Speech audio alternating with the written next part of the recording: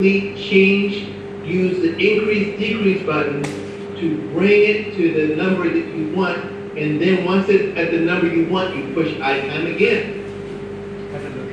That is how you change all of the settings, whether it's oxygen, breaths per minute, peak, any of those settings. You hit that setting, you go to the increase, decrease buttons, you scroll it to the number you want, and then you push the setting again to stop it from blinking so that it will accept that setting. It does it this way so that to try and decrease mistakes, so that you're confirming that you actually want that setting that you set, so that it's not a mistake that you actually made. Any questions about that at all?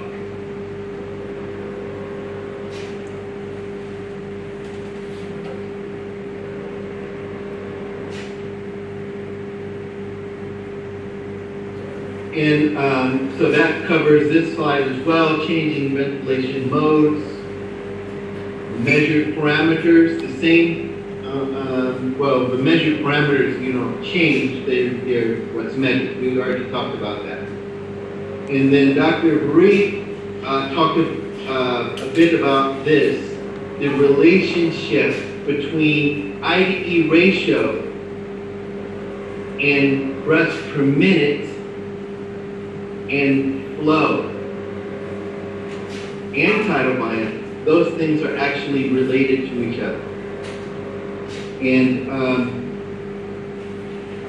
And so you will find that when you have one set for a certain amount, if you have a tidal volume set and you make it so that the I time is too short, imagine that the ventilator is trying to get that tidal volume in a very quick time.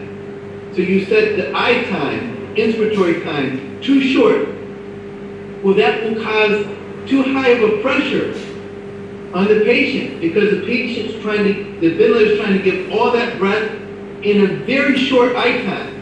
So you would see that the ventilator would be alarming, the peak high pressure alarm on the upper hand right would be alarming.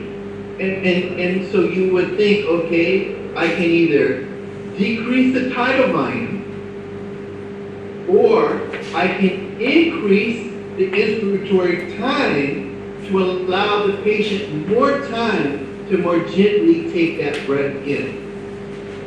And so the more you work with the ventilator, the more that you will actually get the feel of the relationship between these different things, between the inspiratory time, the amount of time it takes to get the breath. You have to have enough time.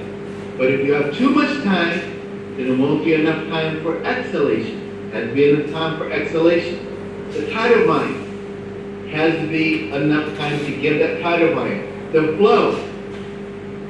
If you don't have enough flow, but you have a big tidal volume and a short inspiratory time, then you might not be able to get that tidal volume in because not that much is coming in with the flow. It's too low. I time's too short. You can increase the flow, or you can increase the I time, or you can decrease the tidal volume. So all of those things are related to each other. And those are the things that you will gain with experience as you use the ventilator. And you should absolutely, please, call Dr. Bree. Call Dr. Henselis. Send us a WhatsApp here at Hopkins.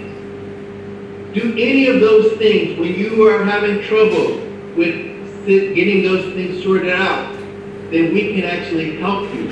Is that right, Dr. Bree? Yeah, correct. You can do a WhatsApp, show what you're doing, and I can then, from wherever I am, say, well, change this to this now.